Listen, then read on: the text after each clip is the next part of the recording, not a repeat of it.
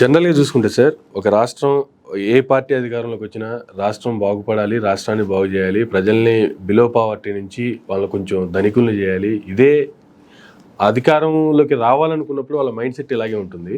అధికారంలోకి వచ్చిన తర్వాత రాష్ట్రాన్ని ఏ విధంగా డెవలప్ చేయాలి, రాష్ట్రం డెవలప్ అయితే దేశంలోనే మన రాష్ట్రం ఒక ప్రైడ్గా ఉండాలనేటువంటిదే ఆలోచన చేస్తూ ఉంటారు. గత టర్మ్లో జగన్మోహన్ రెడ్డి గారి టర్మ్లో చూసుకుంటే రాష్ట్రాన్ని ఇంతకుముందు మీరు కూడా చెప్పారు, ఏ దీనిలో తీసుకున్నా కూడా టాప్ 5లో మన ఆంధ్రప్రదేశ్ రాష్ట్రం ఉంది అనేసి.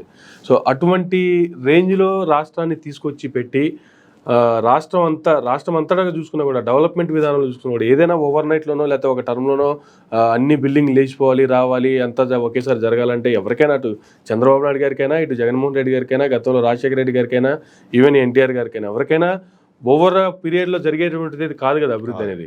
కానీ ఎన్నో అభివృద్ధి పనులకి శంకుస్థాపన చేయడం కావచ్చు, కొన్ని వర్కులు కంప్లీట్ అవ్వడం కావచ్చు, కొన్ని అండర్ కన్స్ట్రక్షన్లో ఉండటం కావచ్చు, పోర్టులు చూసుకున్నా, హార్బర్ చూసుకున్నా, ఫిషింగ్ హార్బర్లు చూసుకున్నా, మెడికల్ కాలేజీలు చూసుకున్నా, లేదు ప్రతి విలేజ్లోకి పోతే ఒక విలేజ్ సెక్రటేరియట్ కావచ్చు, ఒక ఆర్బీకే సెంటర్ కావచ్చు, లేదు ఒక హెల్త్ క్లినిక్ కావచ్చు, ఇలా ప్రతిదీ డెవలప్ పోతున్నటువంటి క్రమంలో అసలు రాష్ట్రాన్ని సర్వనాశనం చేసి పడేశారు అనేటువంటి కామెంట్లు ఎక్కువగా వినిపిస్తున్నాయి. కానీ రాష్ట్రం యొక్క డెవలప్మెంట్ ఎక్కడ వినిపించట్లేదు, కనిపిస్తున్న డెవలప్మెంట్ కూడా ఎవరు దాని గురించి మాట్లాడట్లేదు.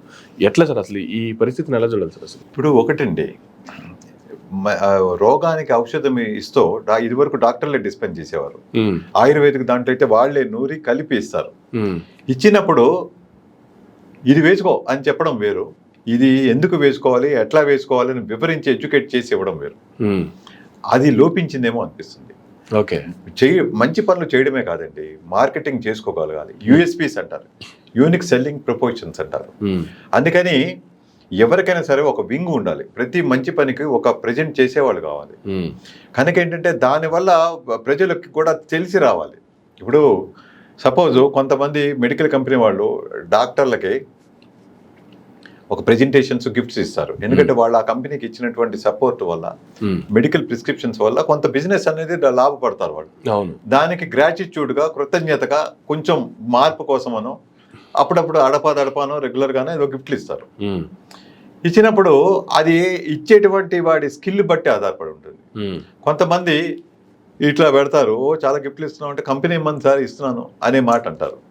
కొంతమంది చాలా బాగా గుర్తించారండి, నాకు అసలు మీరు తిరిగి గిఫ్ట్లు ఇచ్చినట్టుగా ఉంది, మీరు ఇది గుర్తించారు, మా కంపెనీ ఇస్తోందని చెప్పి 4 మంచి మాటలు చెప్పి చాలా గొప్పగా అది తీసుకునే వాళ్ళకి, ఇచ్చిన వాళ్ళకి ఇద్దరికి సాటిస్ఫాక్షన్, ఒక ఘనత దొరికేలాగా ప్రజెంట్ చేసేవాళ్ళు ఉంటారు. కొంతమంది జస్ట్ డెలివరీ, కొరియర్ బాయ్ లా డెలివరీ చేసేవాళ్ళు ఉంటారు. అర్థమవుతున్నా? కొంతమంది అది ఒక ఆబ్లిగేషన్ గా నెత్తి మీద భారం పెడుతున్నట్టుగా ఇస్తారు, ఇది ఇస్తున్నాం కదా కనుక మీ బాధ్యత కూడా ఈ రోజు ఒక 10 ప్రిస్క్రిప్షన్స్ మీరు పెట్టాలన్నట్టుగా. అది కూడా తప్పు. కనుక ఏ విధంగా ఇస్తారు అనేది కావాలి. అదే విధంగా ఈ జగన్మోహన్ రెడ్డి గారి గవర్నమెంట్ వైసీపీ చేసింది కరెక్టే, కానీ అందరూ కూడా ఈ 4 పాయింట్లే మాట్లాడడం ఏంటి, ఆరోగ్యం ఇచ్చింది, భోజనం పెట్టింది, చదువు ఇచ్చింది, ఇవి మాట్లాడుతున్నారు అందరూ కూడా. అసలు దీంతో పాటుగా జగన్మోహన్ రెడ్డి గారి ప్రభుత్వం అంటే అప్పుడు పనిచేసిన ఐఏఎస్లు, ఐపీఎస్లు వీళ్ళు ఆ ప్రభుత్వ అధికారి అయినటువంటి జగన్మోహన్ రెడ్డి గారు చెప్పబట్టో, లేకపోతే వాళ్ళ క్యాబినెట్ చెప్పబట్టో వీళ్ళ వల్ల డెవలప్మెంట్ కూడా జరిగిపోతాం సైమల్టేనియస్లీ.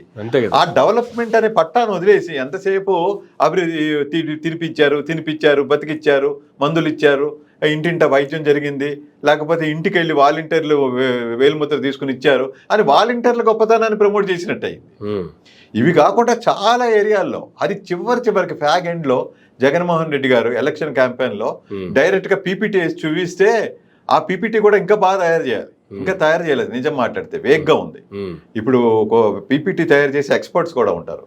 ఫ్యాక్ట్స్, ఏం అబద్ధాలు చెప్పకూడదు, అవి బాగా ప్రచారంలోకి వెళ్ళాలి. వాడికి అసలు ఏమి చదువు సంజలు లేని రిక్షా పుల్లలకు కూడా అర్థం అవ్వాలి. ఈ 10 రూపాయలు 20 రూపాయలు ఎట్లా అయ్యింది, ఎన్ని పరిశ్రమలు వచ్చాయి, ఎట్లా అయ్యాయి, ఇవన్నీ కూడా ఏదో మీ స్టూడియోలోనే అనలిస్ట్ ప్రసాద్ గారు అనుకుంటాను, అలాంటి వాళ్ళ ప్రయత్నం చేశారు. ఆయన సీఏ వరకు చదివారు, అట్లా మేధావులు ఉన్నారు, చేశారు. కానీ అది ఎవరు ఎక్కువగా చెప్తే వింటారో తెలుసా?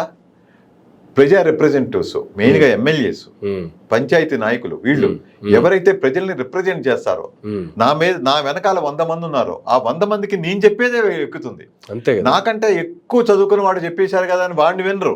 అంతేగా, నేను వీళ్ళకి లోకల్గా ఛాయ్ తాగిపిస్తూ చెప్తే చాలా వెళ్తుంది. అది చేయలేకపోయారు. నిన్న కూడా ఒక ఇంటర్వ్యూలో జగన్మోహన్ రెడ్డి గారి మామయ్య ఆయన రవీంద్ర రెడ్డి గారి ఇంటర్వ్యూలో ఆయన మాట్లాడడం కూడా చూశాను.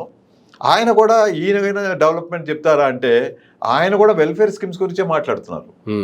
ఇప్పటికి కూడా ఇంకా ఇది కూడా అది మిస్ అవుతుంది. నేను అనుకోవడం ఒక పరిశీలకుడుగా, నాలెడ్జ్ ఉన్న వ్యక్తిగా మాట్లాడితే సార్ 2 ఏరియాల్లోనూ డెవలప్ చేశారు. ఆ 2 ఏ విధంగా డెవలప్ చేశారు అనేది ఎక్కలేదు ఎంతసేపు. ఎవరు మాట్లాడినా ఈజీగా రోడ్లు లేవు అంటారు. అసలు నేను ఆంధ్రప్రదేశ్ వెళ్ళని వాడు కూడా ఇక్కడుండి అక్కడ రోడ్లు లేవు అంటారు. ఉత్తినే అంటే 100 మంది రోడ్లు లేవు అన్నారని కొన్ని టీవీలు రోడ్లు లేవు అని చెప్పి ఎక్కడో ఎడిట్ చేసి చూపించారని చెప్పి దాదాపు 680 కిలోమీటర్లు ప్రయాణం చేసినటువంటి పాదయాత్ర చేసినటువంటి లోకేష్ గారే ఒక గుంట చూపించలేదు కనీసం. ఇప్పుడు అన్ని వేల కిలోమీటర్లు జర్నీ చేసినప్పుడు ఏదో ఒకటి ఇదిగో రోడ్లు బాగాలేదు అంటే ఇది అని చెప్పి ఎన్నో రకాల సెల్ఫీలు చేశారు కదా. డిక్సన్ కంపెనీ మెయిన్ తెచ్చింది, ఈ రోజు బస్సులు వస్తున్నాయంటే మెయిన్ తెచ్చింది అని చెప్పి చాలా సెల్ఫీలు పెట్టారు ఆయన. బట్ రోడ్డు గుంటలు ఉన్నాయనే సెల్ఫీ ఏ ఒక్క చోట కూడా పెట్టలేకపోయారు. అలా ఉంటుందండి. ఇప్పుడు సపోజ్ మీ దగ్గర ఒక ఫ్లాట్ నేను తీసుకున్నానండి, మీరు ఆల్రెడీ కొనుక్కున్న ఫ్లాట్ నేను తీసుకున్నాను. ఓకే, సపోజ్ నేను కొన్నాను అనుకోండి. కొన్నాక పార్కింగ్ లేదు, చిన్న పార్కింగ్, స్కూటర్ పట్టే పార్కింగే, కార్ పట్టే పార్కింగ్ లేదు. కానీ అది తెలుసుండే కొన్నాను నేను.